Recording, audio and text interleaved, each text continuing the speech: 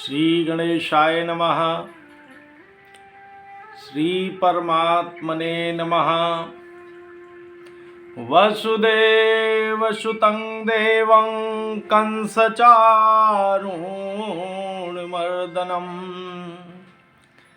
देवकी परमानन्दं कृष्णं वन्दे जगद्गुरुम्। श्रीकृष्णं वन्दे जगद्गुरुम्। वंशी विभूषितधरा नवनीरदाभात्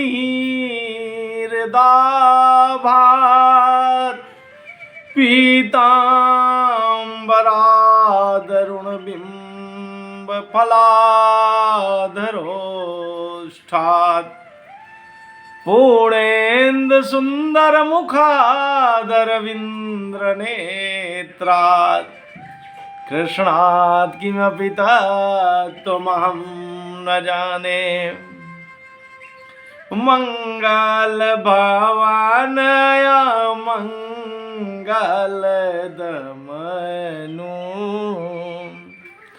गोपीपतिवृन्दावन रमनु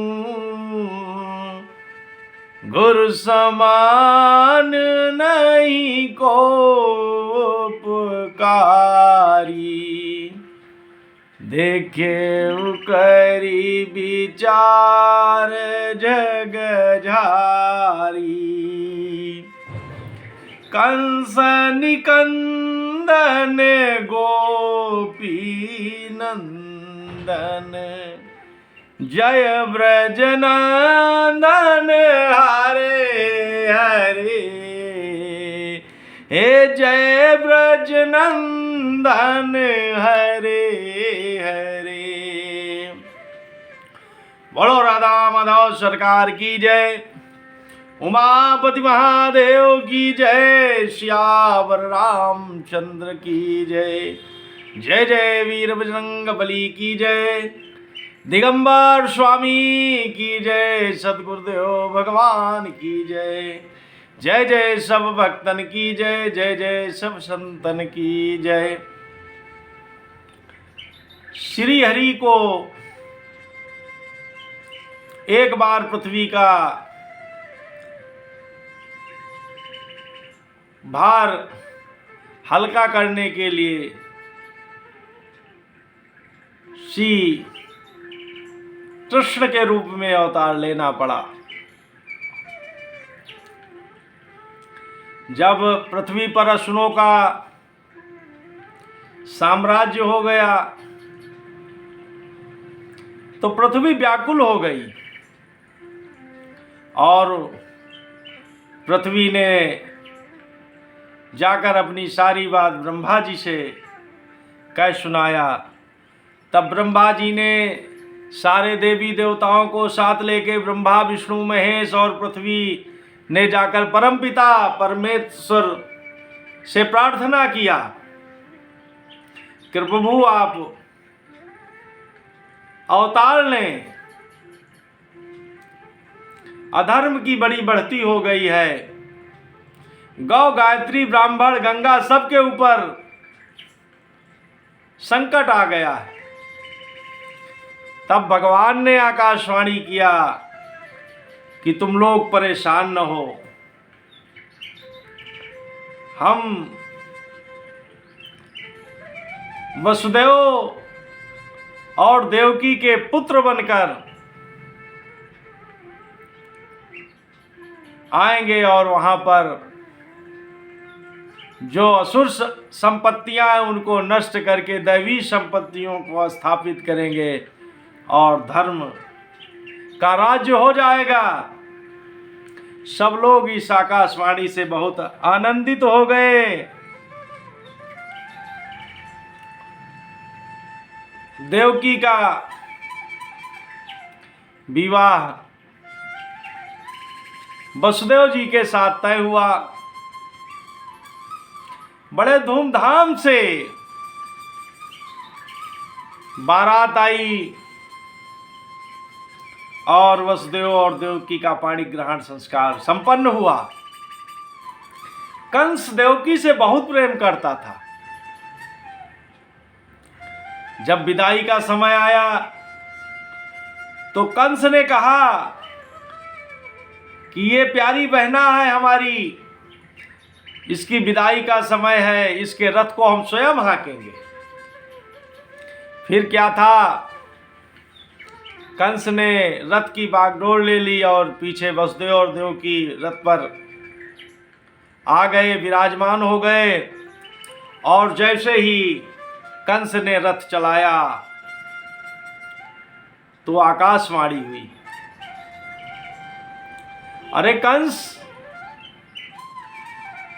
जो तुम देवकी को इतना प्यार करते हो, इसी देवकी से जन्मा हुआ 8वां पुत्र तुम्हारा काल होगा। आकाशवाणी को सुनकर कंस का माथा ठनक गया।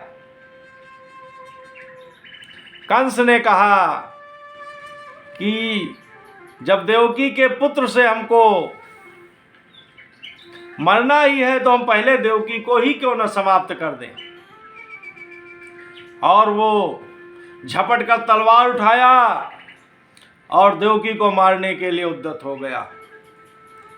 तभी वसुदेव जी ने कहा कि जब मृत्यु पर बन आए तो युक्ति से काम लेना चाहिए। उसने कहा कि कंस भैया, ऐसा है कि आपको तो देवकी से कोई खतरा है नहीं, और देवकी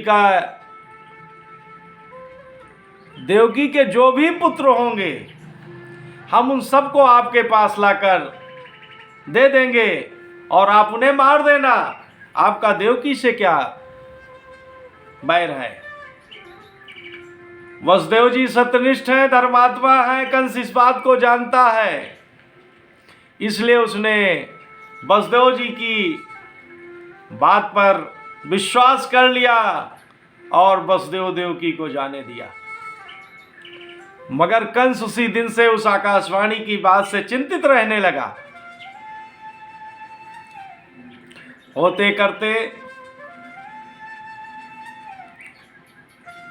वसुदेव और देवकी के द्वारा एक पुत्र का जन्म हुआ। वसुदेव जी सत्यनिष्ठ हैं, धर्मात्मा है। वो पुत्र को लेकर कंस के पास गए। कंस ने उस शिशु को देखकर उसके अंदर करुणा आ गई। था तो बड़ा धूर्त, मगर फिर भी शिशु को देखकर उसके करुणा आ गई।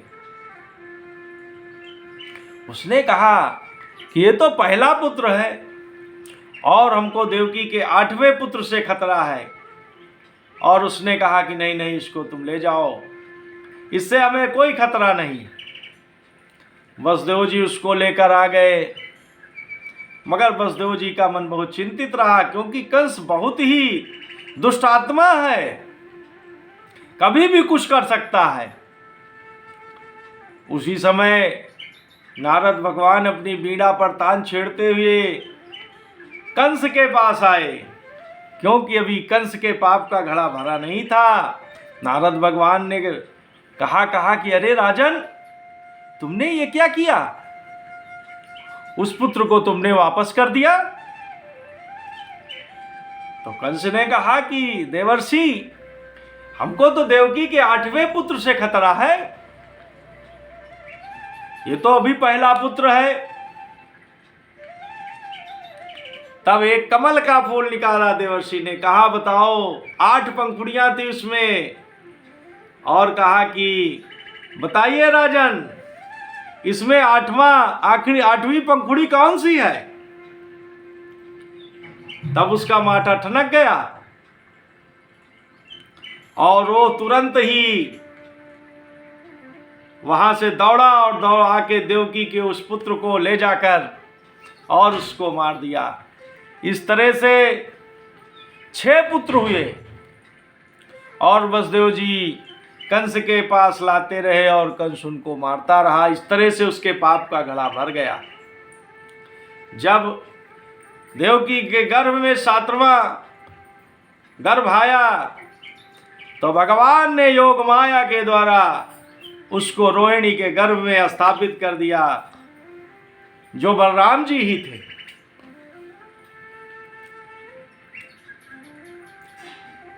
इस तरह से कंस ने दुष्टात्मा था, उसने वसुदेव देवकी को बाहर रखना उचित नहीं समझा और कठोर कारावास की यातनाओं में डाल दिया। हाथ पैर में बेड़ियां लगा दिया, पहरे पर पहरा लगा दिया। अब देवकी और वसुदेव जी कारागार में हैं। उसी समय 8वें पुत्र के रूप में भगवान स्वयं देवकी के गर्भ में आए। देवकी परम सुंदरी हो गई, जो भी देखे वो समझ जाए, क्योंकि देवकी को इतना सुंदर कभी किसी ने पहले नहीं देखा था। ये बात जब कंस को पता चली तो उसने कहा कि चलिए देवकी को वहीं हम मार देते हैं।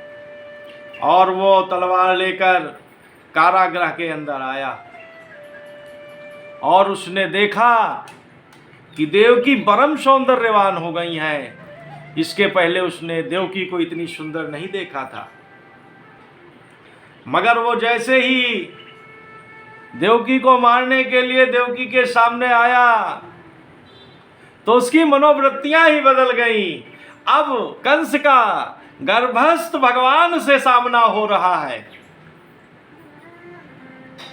और उसने कहा, विचार बदल दिया और वो देवकी से खतरा न समझकर, देवकी के पुत्र से खतरा समझकर वो अपना फिर सिंहासन पे आ गया। उसी समय भगवान आए, देवता लोग आए और देवताओं ने गर्भस्थ भगवान की स्तुति किया। इस तरह से देवकी वसुदेव कारागार के अंदर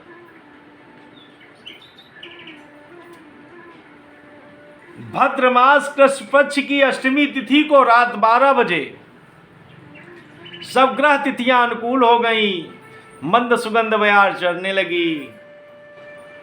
बादल समुद्र के पास मधुर मधुर झीमी भीमी बरसात करने लगे।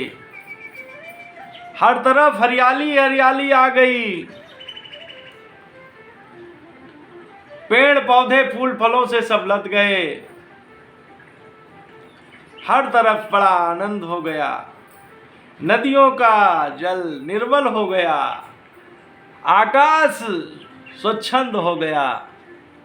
और उसी समय जैसे पूर्ण कलाओं से चांद अवतरित होता है, उसी तरह अष्टमी तिथि को कारागृह में ही वसुदेव देवकी के सामने चतुर्भुज रूप भगवान प्रकट हो गए। बोलो बाल कृष्ण लाल की जय। चतुर्भुज रूप भगवान को देखकर वसुदेव जी ने, देवकी जी ने प्रणाम किया। पहले वसुदेव जी ने उनकी प्रार्थना किया। भगवान मंद मंद मुस्कुरा रहे हैं। फिर देवकी जी ने भगवान की प्रार्थना किया और कहा, आप तो साक्षात भगवान हैं। तब भगवान ने कहा, तुम लोगों को अब चिंता करने की कोई ज़रूरत नहीं है।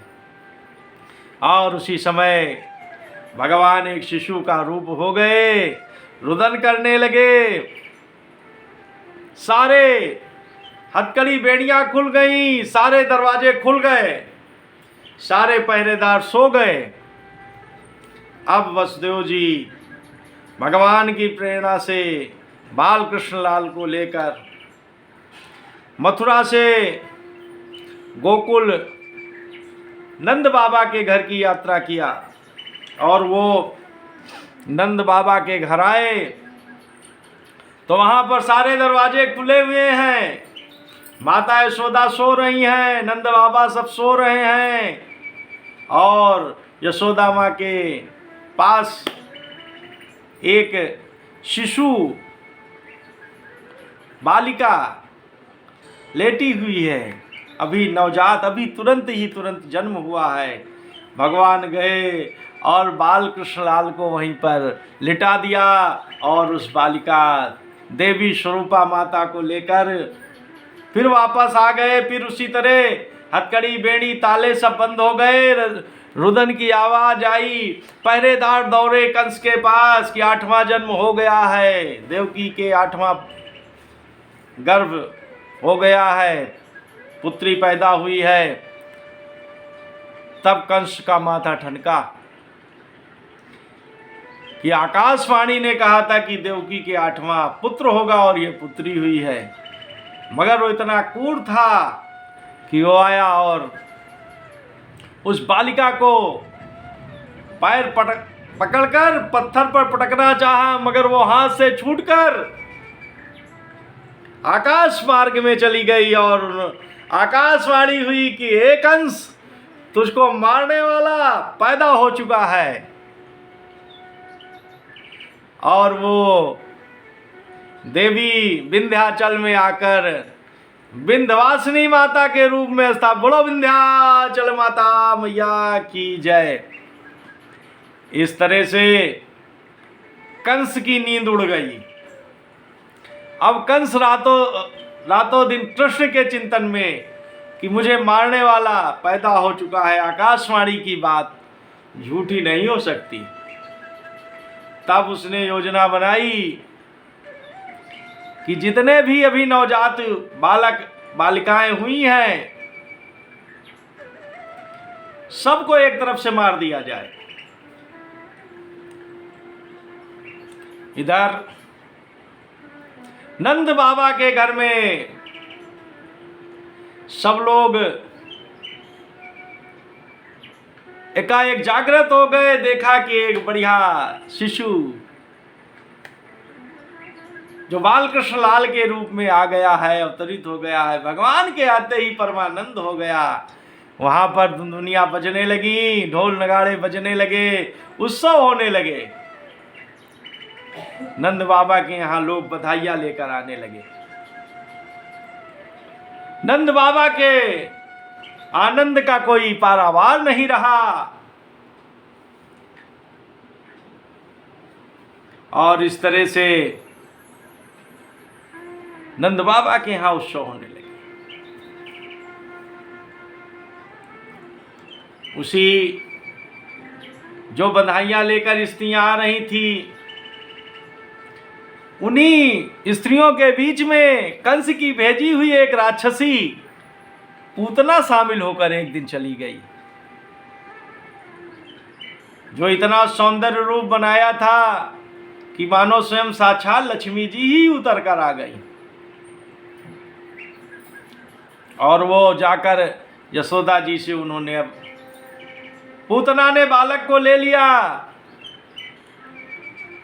और बाल कृष्णलाल सब देख रहे हैं, समझ रहे हैं वो तो साक्षात भगवान ही हैं। अब उसने अपने स्तन में कालकूट विष लगाया हुआ था और ज्यों ही उसने अपना स्तन बालकृष्णलाल के मुंह में डाला तो भगवान ने पहले विष का पान किया, भोलेनाथ बाबा को दे दिया, फिर उसका दूध पिया और उसके प्राण पीने लगे और पूतना छटपटा कर भागी और उसने वहीं पर तड़फड़ा कर अपने प्राण छोड़ दिए। पूतना का उद्धार हो गया। सब लोगों ने बालकृष्ण लाल को लाकर गाय का झाड़ा मरवाया, पंचगव्य से स्नान कराया, तरह तरह के अनुष्ठान दान किए। इस तरह से बालकृष्ण की लीलाएं चालू हो गई। कोई न कोई राक्षस आता रहा और भगवान राक्षसों का उद्धार करते रहे। इस तरह से एक दिन नंद बाबा के यहाँ गर्गाचार्य जी पधारे तो नंद बाबा ने कहा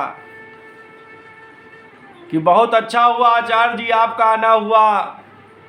हमारे यहाँ 2 बालक हैं, राम, अभी उनका नामकरण भी नहीं हुआ। तो हम चाहते हैं कि आप उनका नामकरण कर दें। तब गर्गाचार्य जी ने कहा कि देखिए, हम तो कंस के पुरोहित हैं, अगर कंस को ये पता चल जाएगा तो आपके बालकों को खतरा है। तो नंद बाबा ने कहा कि आप गौशाला में चुपचाप चलें और वहीं पर नाम संस्कार कर दें। तब गर्गाचार्य जी ने दोनों बालकों का नामकरण कर दिया और बड़े रोहिणी के पुत्र को बलराम और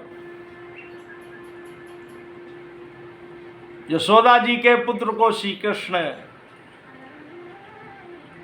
का नाम दिया और कहा कि इसके बहुत सारे नाम होंगे और ये तो परमपिता परमात्मा हैं।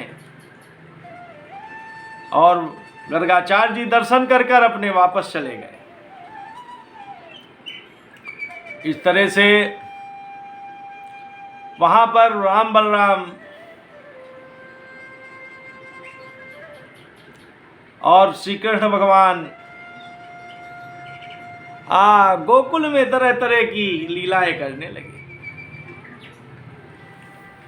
श्री कृष्ण जी माखन चोरी लीला करते, गोपियों के घर जाते, माखन चुरा कर खाते और गोपियां इनको देख देख कर खूब खुश होती, इनके माखन खाने का इंतजार किया करती और इनके साथ इनके दर्शन के लिए इनका हाथ पकड़कर कभी कभी यशोदा माँ के पास ले जाती उलाहने के रूप में। और भगवान माता जी की तरफ देखते तो बहुत सीधा साधा मुंह बना लेते और गोपियों की तरफ देख के वो उनको चिढ़ाने लगते, तो गोपियाँ इससे बहुत परमानंद हो जाती। एक दिन की बात है कि यशोदा माँ के पास एक गोपी आई और उसने कहा कि मैया, हमारे यहाँ आज कुछ पर्व है, हमको थोड़ा सा गोबर चाहिए। यशोदा माँ के नंद बाबा के यहाँ 9 लाख गौवें हैं, दूध दही के भंडारे भरे हुए हैं, मगर भगवान को माखन चुरा कर खाने में बड़ा आनंद आता है। इस तरह से उस गोपी ने कहा और वो अपना छींटा लेकर गौशाला में चली गई। तो श्री कृष्ण भगवान भी वहाँ पहुँच गए और उसने कहा, गोपी क्या कर रही हो? तो कहीं ना, आज हमारे यहाँ पर्व है, हम घर लीपने के लिए माता यशोदा जी से गोबर मांगा है। और वो कन्हैया को देखते देखते देखते उसने छींटे में गोबर ज़्यादा भर लिया। अब वो उससे उठे नहीं, तो उसने कहा, एक कान्हा, थोड़ा सा हमारे छींटे में हाथ लगा दो। तो कान्हा ने कहा, नहीं नहीं नहीं, हम ऐसे नहीं उठा सकते। तो कहीं तुमको हम माखन का गोला देंगे तो कहीं कैसे पता चलेगा? तो कहीं कहीं ठीक है, अच्छा तुम माखन का गोला दोगी। तो उन्होंने उस का छींटा उठवा दिया और गोपी बार बार आती तो कन्हैया के चेहरे में गोबर का टीका लगा देती, जिससे कि माखन के गोलों की भूल न हो। उसी समय यशोदा माँ आ गई और कन्हैया के मुंह में गोबर लगा हुआ देखा तो पूछा, ये क्या है? तो कन्हैया ने कहा, अरे मैया मैया, सारा हिसाब किताब बिगड़ जाएगा, ये इतने गोले इस गोपी से हमको लेना है। माता ने उसको उठाकर गले से लगा लिया और ले जाकर बढ़िया सुंदर वस्त्र पहनाए, श्रृंगार किया। इस तरह से भगवान की अद्भुत लीलाएं हैं। एक दिन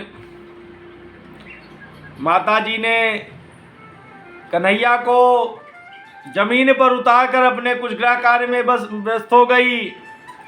भगवान ने घर के सारे मटके, सारे दही के बर्तन सारा मक्खन सब फोड़ फाड़ के एक दूसरे में मिला दिया। तब माता जी को गुस्सा आ गई और उन्होंने एक छड़ी ले लिया और छड़ी लेकर वो कन्हैया को मारने के लिए दौड़ी। अब कन्हैया आगे आगे, माता पीछे पीछे दौड़ रही है। अब माता जी परेशान हो गई और कन्हैया पकड़ में ना आए। तब माता जी ने कहा, कान्हा रुक जा। तो कान्हा ने कहा कि माता जी तुम हमको मारोगी? तो कहीं नहीं, तुझको नहीं मारेंगे। तब कान्हा पकड़ में आ गया। मैया ले आई रस्सी। अब रस्सी से कान्हा को बांधना चाहती है उखल में, मगर रस्सी 2 अंगुल छोटी पड़ जाती है। भगवान को प्रेम की रस्सी में बांधा जा सकता है। भगवान साधारण रस्सियों में नहीं बंधने वाले। भगवान को पाने के लिए 2 चीजें आवश्यक हैं। एक भगवत कृपा और दूसरा भक्त का समर्पण। जिस दिन ये दोनों बातें हो जाएंगी उस दिन जीव पर परमानंद स्वरूप भगवान में मिल जाएगा। इस तरह से भगवान ने रस्सी के माध्यम से ओखल में बांध दिया और अपने कार्य में व्यस्त हो गई। भगवान उस ओखल को घसीटते घसीटते एक पेड़ के बीच में लगे जो यमलार्जुन का वृक्ष था, और वो उखल के लगते ही धड़ाम से गिर पड़ा और उससे 2 परम पुरुष पैदा हो गए और उन्होंने भगवान की स्तुति किया। वो कोई कुबेर के ही पुत्र थे। शापवश वो यमलार्जुन का के वृक्ष बने थे, इसलिए यमलार्जुन का उद्धार हुआ। अब बलराम जी और श्री कृष्ण भगवान बछड़े चराने के लिए जाने लगे। अब वो घर से सब कलेवा लेकर जाते हैं और आपस में मिल बांट कर बैठ कर खाते हैं। कन्हैया भी सबके साथ बैठकर कभी इसकी थाली से, कभी उसकी थाली से, कभी वो खा रहा है सबके साथ। ब्रह्मा जी ने ऊपर से देखा तो ब्रह्मा जी ने कहा कि अरे ये कैसा परमात्मा है, ये कैसे भगवान है? कोई आचार विचार नहीं, कोई कुछ नहीं। इनको देखकर ब्रह्मा जी के अंदर मान आ गया और ब्रह्मा जी ने जो इनके बछड़े थे उनका हरण कर लिया। अब जब बच्चे कलेवा खाकर उठे तो देखा कि उनके बछड़े ही नहीं। तब भगवान ने ध्यान दर्द के देखा, अरे रे रे ये तो ब्रह्मा जी की करतूत है। तब उन्होंने उसी तरह के बछड़े, उसी तरह के ग्वाल बाल सब बना लिए। जब इधर बछड़ों को ढूंढने भगवान आए तो ब्रह्मा जी ने ग्वाल बालों का भी हरण कर लिया और ले जाके वहाँ रख दिया, ब्रह्मलोक में रख दिया। और भगवान उनकी लीला को देख रहे हैं, भगवान की लीला को ब्रह्मा जी देख रहे हैं। इस तरह से 1 वर्ष तक ये सब होता रहा। जब ब्रह्मा जी ने देखा कि अरे ये तो नई सृष्टि हो गई, ये यहाँ भी उसी तरह के ग्वाल बाल बछड़े हैं, उसी तरह के ग्वाल बाल बछड़े वहाँ भी हैं। तो ब्रह्मा जी ने आकर भगवान से अपनी क्षमा प्रार्थना किया। तब भगवान ने ब्रह्मा जी को क्षमा किया और वो पुराने ग्वाल बाल जो थे उनको लाकर और ये माया वाली ग्वाल बाल सब अपने लोक को चले गए। इस तरह से ब्रह्मा जी के मोह को अंत हुआ। एक वहाँ यमुना जी के पुलिन में एक कालिया नाग रहता था, जिससे वहाँ के जीववासियों को बड़ी दिक्कत होती थी। गाँव में जो पानी पी लेती थी मर जाती थी, जो चिड़िया उसके ऊपर से निकलती थी जो मरकर गिर जाती थी, अगल बगल के सब घास फूस वन सब उसके विष से प्रभावित थे। तब भगवान ने कालिया नाग को उस यमुना से हटाना चाहा और एक दिन कंदुकीदा करते हुए भगवान उसी कालिया नाग की दह में कूद पड़े। हाहाकार मच गया, गोप सब चिल्ला पड़े। भगवान ने देखते देखते उस कालिया नाग को अपने बस में कर लिया, उसके फन पर नाचने लगे। और जब नाग पत्नियों ने भगवान से कहा कि ये अभी अपने अभिमान के घमंड में है, आपने अच्छा ही किया इसको दंड देकर, नागपतियों के कहने से भगवान ने उसको क्षमा कर दिया और वो वहाँ से भगवान के चरण चिन्ह लेकर सुतल लोक में चला गया। इस तरह से यमुना जी के जल को शुद्ध किया और फिर वो जल शुद्ध हो गया। वहाँ गौवें और वहाँ के जन सामान्य सब उस जल से लाभान्वित होने लगे। इस तरह से कालिया नाग का भी मान मर्दन किया। अब एक दिन नंद बाबा के यहाँ वर्ष में एक बार इंद्र की पूजा का विधान था। सब बढ़िया बढ़िया 56 व्यंजन बनने लगे। भगवान ने पूछा, बाबा ये क्या है? तो कहीं कहीं की इंद्र भगवान हैं जो बरसात करते हैं, जिससे अच्छी अच्छी घास होती है और हमारे गाय बछड़े चरकर पुष्ट होते हैं। तो कन्हैया ने कहा कि बाबा अगर हम इंद्र की पूजा न करें तो क्या इंद्र बरसात नहीं कराएंगे? तो कहीं नहीं, इंद्र रुष्ट हो जाएंगे। अच्छा, कहीं बाबा जैसे आधे लोग पूजा करें आधे ना करें तो क्या आधे खेत में पानी गिरेगा आधे में नहीं गिरेगा? तो बाबा का दिमाग ठनक गया। तो बाबा ने कहा कि तुम करना क्या चाहते हो ये बताओ। तब कन्हैया ने कहा कि ये जो गोवर्धन पर्वत है यही हम लोगों के परमात्मा है, यही हम लोगों के आश्रय हैं। हमारी गायें यही चलकर पुष्ट होती हैं।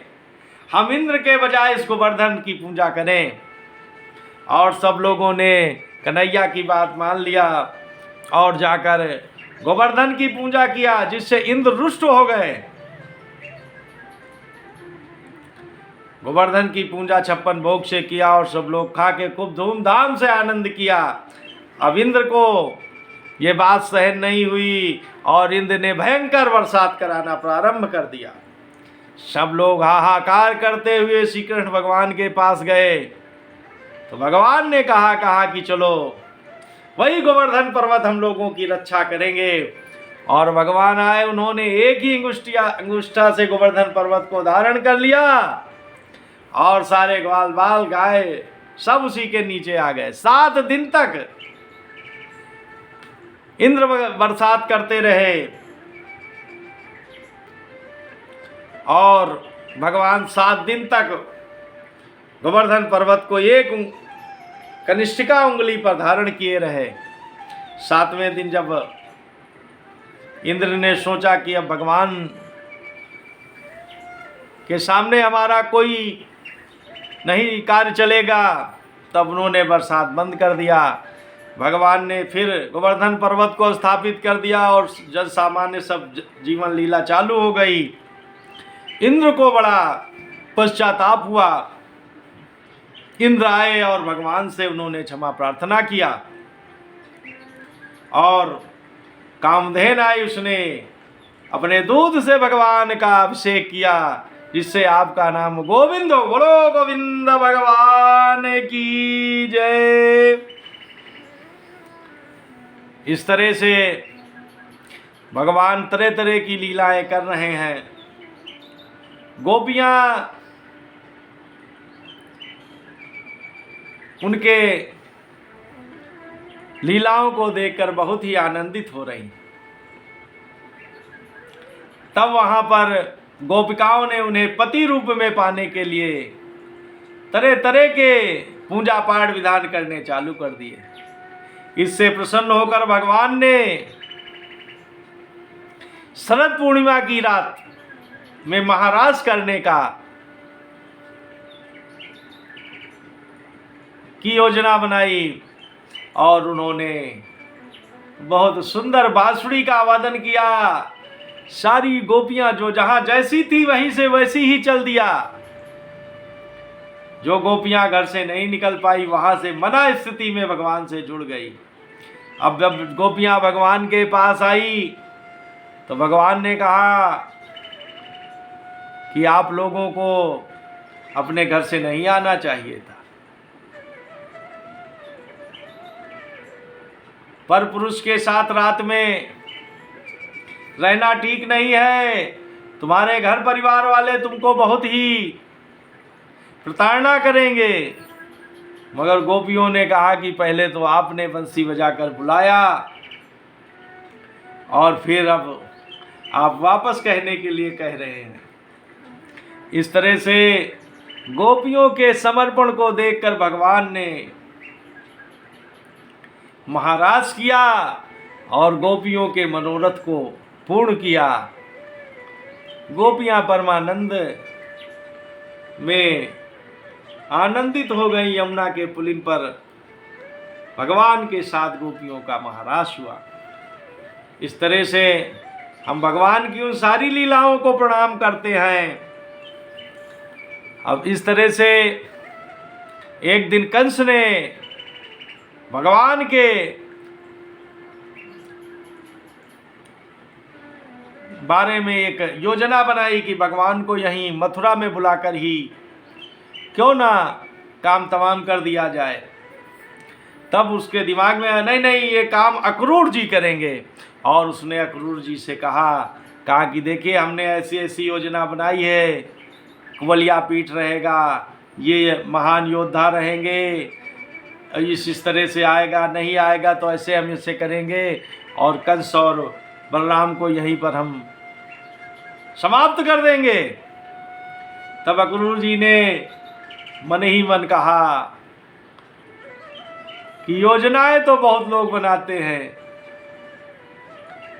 मगर होता वही है जो परमात्मा चाहता। मनोरथ तो करते ही रहते हैं लोग। और अक्रूर जी ने दर्शन की लालसा से गोकुल की यात्रा किया और आकर यहाँ से सबको वहाँ पर जो धनुष यज्ञ का मेला कंस ने लगाया हुआ था उसके लिए आमंत्रित किया। और सुबह पहर बलराम और श्री कृष्ण भगवान को लेकर अक्रूर जी ने मथुरा की यात्रा किया।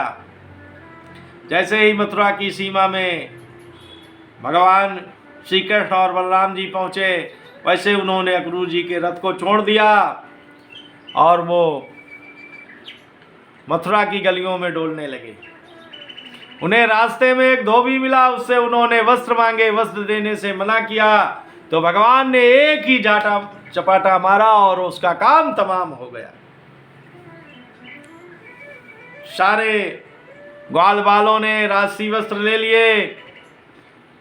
एक दर्जी मिला, दर्जी ने भगवान के सारे वस्त्रों को ठीक कर दिया। भगवान ने उसको आशीर्वाद दिया।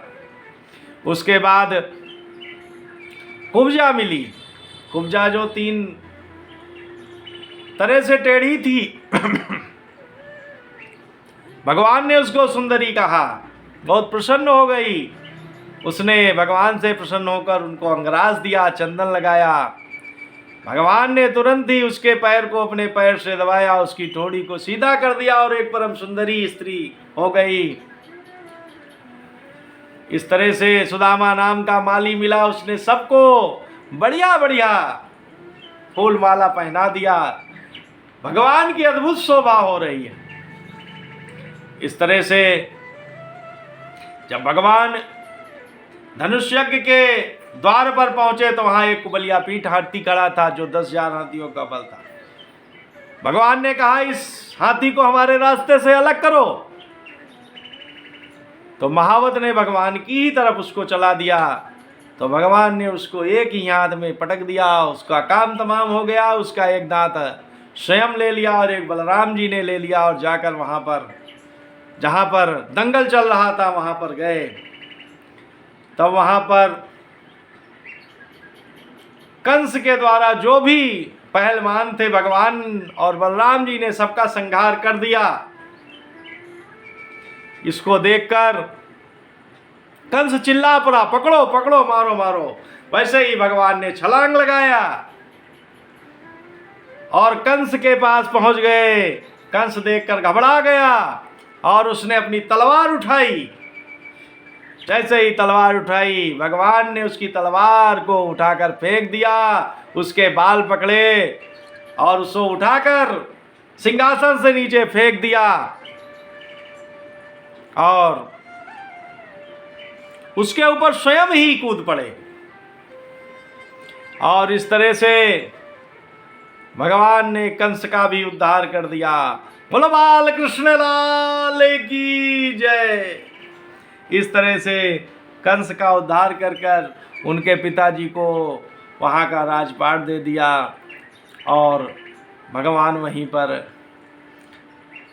रहने लगे, मथुरा में रहने लगे। कंस के मर जाने से उसका ससुर जो जरासंध था वो भगवान से बहुत द्वेष करने लगा।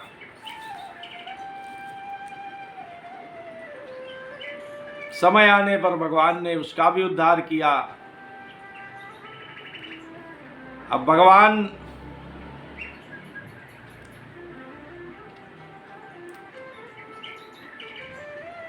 जो है वहां से द्वारिकाधीश की यात्रा किया। कई बार कई युद्धों को करते हुए उन्होंने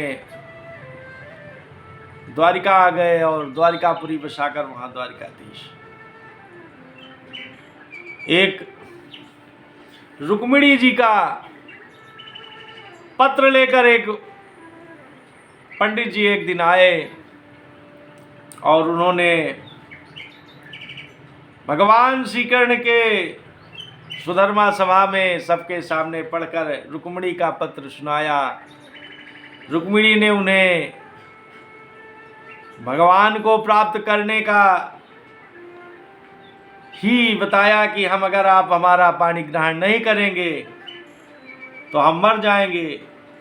हमारा भाई जो रुक्मी है वो चाहता है कि हमारी शादी शिशुपाल से हो, मगर प्रभु हमने आपके जो गुणान्वास सुने हैं उससे मैंने आपको ही अपना परम पति मान लिया है। अगर आप कल हमारी बारात है, अगर आप नहीं आएंगे तो हम मर जाएंगे। और आप ये चिंता मत करें कि हमसे आप कैसे मिलेंगे। हमारे यहाँ जब शादी होती है तो देवी पूजन का विधान है। हम सखियों के साथ देवी पूजन के लिए वहीं जाएंगी और आप वहां पर आ जाना और वहीं से हमारा हरण कर लेना। आप तो सर्वसमर्थ हैं। ज्यों ही पत्र मिला भगवान ने कुंदनपुर की यात्रा किया और वहां सुबह पहुंचते पहुंचते कुंदनपुर पहुंच गए। पंडित जी ने राकर रुक्मिणी से कहा कि सब कार्य ठीक है, भगवान आ गए हैं। और दूसरे दिन जब रुक्मिणी देवी पूजन के लिए गई तो भगवान ने सारे सिपाहियों के देखते देखते रुक्मिणी का हरण कर लिया और लाकर राक्षस विधि से रुक्मिणी का विवाह हुआ। इस तरह से श्री कृष्ण भगवान की 8 पटरानियां हैं और 16,100 एक साथ एक राक्षस ने बंदी कर लिया, उनको मुक्त किया तो उन्होंने ही भगवान का वरण किया। इस तरह से 16,108 रानियों के पति श्री कृष्ण भगवान हुए। एक राजा नृग की कथा आती है कि एक दिन भगवान के सारे पुत्र पौत्र सब एक बाग में खेल रहे थे। उसमें एक कुआं था। कुएं में देखा कि एक गिरगिट पड़ा हुआ है। तब पहले उन सब पुत्र पौत्रों ने निकालने की कोशिश किया, मगर वो कामयाब नहीं हुए। तो भगवान ने के पास आए और बताया कि उस कुएं में एक बहुत बड़ा गिरगिट पड़ा हुआ। तब भगवान ने जाकर देखा तो भगवान ने एक ही हाथ से उसको बाहर कर लिया और देखते देखते उसे एक दिव्य पुरुष प्रकट हुआ और उसने भगवान की प्रार्थना किया। तो भगवान ने पूछा कि भाई तुम्हारा ये हाल कैसे हुआ, तुम गिरगिट कैसे बने? तो उस पुरुष ने कहा कि भगवान जब दानवीरों में कोई नाम आएगा तो आपने हमारा नाम जरूर सुना होगा। हमें राजा नृग कहते हैं। हम नित्य 1,00,000 गौओं का सुसज्जित तरीके से वत्सला गायों का दान करते थे। तो भगवान ने कहा फिर आपकी ये दशा क्यों हो गई भाई? जब आप इतने दानी थे तो ये दशा क्यों हुई? तो राजा नृग ने बताया कि एक दिन हमने एक ब्राह्मण को गाय दे दिया और उसके गायों से एक गाय भटक कर फिर हमारी गायों में आकर मिल गई और हमने उसको दूसरे ब्राह्मण को दान कर दिया। अब ये ब्राह्मण कहे ये गाय मेरी है और दूसरा ब्राह्मण कहे ये गाय मेरी है। दोनों का न्याय हमारे पास आया और हम न्याय नहीं कर सके। जब मेरी अंतिम समय आया और यमराज जी ने हमसे पूछा कि तुम पहले पुण्य भोगना चाहते हो कि पाप? तो कहीं कि यमराज भगवान ने कहा कि तुम्हारे पुण्य तो बहुत हैं और पाप थोड़ा है। तो हमने सोचा कि चलो पहले पाप ही भोग लिया जाए। और जैसे ही हमने पाप भोगने को कहा वैसे वहाँ से गिरे और गिरगिट हो गए और आपकी कृपा हुई, आपके दर्शन हुए भगवान। हमारा जीवन धन्य हो गया और राजा नृग ने भगवान की परिक्रमा करके और अपना परम धाम प्राप्त किया। इस तरह से बहुत ही आनंद पूर्वक लीलाएं, आनंद चरित्र है भगवान के। भगवान जहाँ संदीपनी आश्रम में रहते थे वहां पर एक इनके मित्र सुदामा जी थे। सुदामा जी को भगवत भजन के अलावा और किसी कार्य से कोई लेना देना नहीं। बहुत अकिंचन है, उनके घर में कुछ खाने पीने तक को नहीं रहता। जो भी कहीं से कुछ आ जाए उसी में उनका घर परिवार चलता है।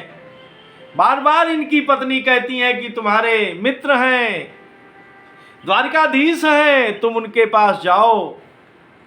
मगर सुदामा जी सहायता के लिए जाने के लिए तैयार नहीं। तब भगवान की प्रेरणा हुई।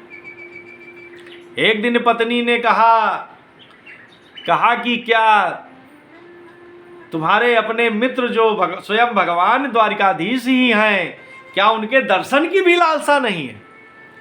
तब सुदामा जी का मन शुद्ध हो गया और उन्होंने द्वारिकाधीश भगवान के पास जाने की योजना बनाई। अब मित्र हैं तो कुछ भेंट चाहिए। तो सुदामा जी की जो पत्नी हैं उन्होंने कुछ अगल बगल से मांग कर 1-2 मुट्ठी चावल के एक कपड़े में बांध कर दे दिया। और सुदामा जी द्वारिकाधीश भगवान की कृपा से ही द्वारिकाधीश पहुंच गए। उन्होंने पूछा कि भाई हमें द्वारिका जाना है। तो कहीं बाबा ये द्वारिका तो ही है, तो कहीं हमारा कान्हा यहाँ कहाँ रहता है? तो कहीं कि भाई ये तो कोई नाम का आदमी यहाँ नहीं है, कोई ठीक नाम लो। अरे कहीं श्री कृष्ण चंद्र जी भगवान, अरे कहीं वही तो यहाँ के परम पिता हैं, सब यहाँ के राजा वही हैं, ये सब लाइन से जितने महल बने हुए हैं सब ये उन्हीं के हैं। अब सुदामा जी, एक बढ़िया दिव्य चमचमाता हुआ महल था रुक्मिणी जी का, उसी के द्वार पर पहुंच गए और उन्होंने अपनी बात द्वारवान से बताई। द्वारपाल से कहा कि अपने महाराज जी से कह दो जाके कि आपके मित्र सुदामा जी आए हैं मिलने के लिए। द्वारपाल ने कहा कि अभी तक तो हमको इतने दिन यहाँ नौकरी करते हुआ जो भी आया वो इस तरह के तो कोई मित्र नहीं आए, मगर यह है कि तुम कहते हो तो हम जाकर भगवान से कह देते हैं। और द्वारपाल ने जैसे ही श्रीकृष्ण भगवान से सुदामा नाम लिया, वैसे भगवान वहां से 7 जोड़ी पार दौड़ते हुए आए और उन्होंने सुदामा जी को अपने गले से लगा लिया और ले जाकर सुदामा जी से आनंद पूर्वक बातें किया, तरह तरह की सब बातें, प्रसाद, भगवान, शादी ब्याह की बातें किया। अब दोनों मित्र आपस में मिलकर बहुत दिन के बाद मिले हैं, बहुत परमानंद हो रहा है। इस तरह से भगवान ने संकोच से वो चावल जो नहीं दे रहे थे उनको भी एक मुट्ठी खाकर द्वारिकापुरी की तरह ही सुदामापुरी का राज्य दे दिया। और वहाँ पर सुदामा जी विदा लेकर चले तो जैसे ही गए थे वैसे ही आ रहे हैं। उनको ये नहीं पता कि भगवान ने उनके लिए परमानंद कर दिया। और जब सुदामा जी आए तो अपने मित्र भगवान की कृपा पाकर बहुत परमानंदित हो गए। इस तरह से भगवान के बहुत ही पावन चरित्र हैं। सुदामा जी का भी कल्याण हुआ और श्री कृष्ण भगवान हम लोगों के ऊपर भी कृपा करें कि हम लोगों का भी जीवन उन गोपिकाओं की तरह धन्य हो जाए, हम लोगों के भी जीवन में परमानंद आ जाए। ध्येयं सदा परिभव कभीष्ट दोहम तीर्थास्पदम शिव विरंचनुतम शरण्यम भृत्यार्तिहत प्रणत पाल भवादिपोतम वंदे महा पुरुष ते चरणारविंदम